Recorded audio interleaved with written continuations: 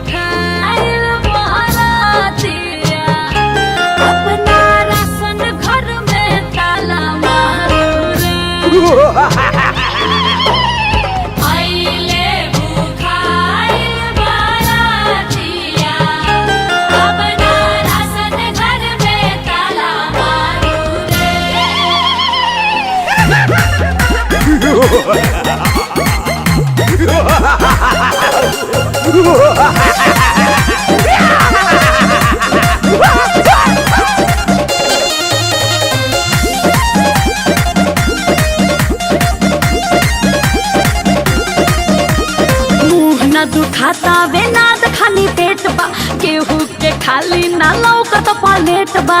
ये दादा ये भलुइया कितना खाता। अरे मुँह ना दुखाता वे नाद खाली पेट बा, केहू के खाली ना लौकत पलेट बा। भोला के साथी संघाती हो, सारा लोग लागे उत्पाती हो, और तू खान हम रोक डालू रे।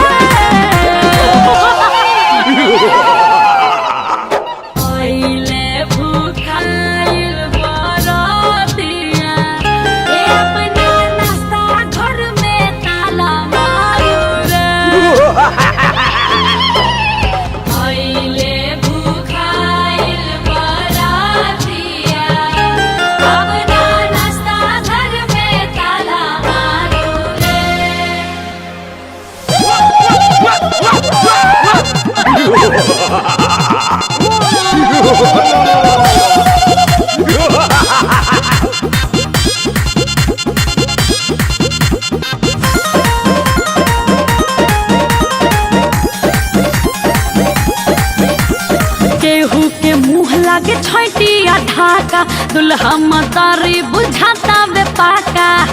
हई देखा चुरैया के नाचतिया।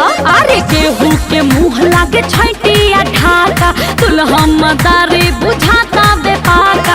अनु देखे आइली बाराती हो, बेदर्दी पीटे न छाती हो, लूट-पाट भइल चालू रे।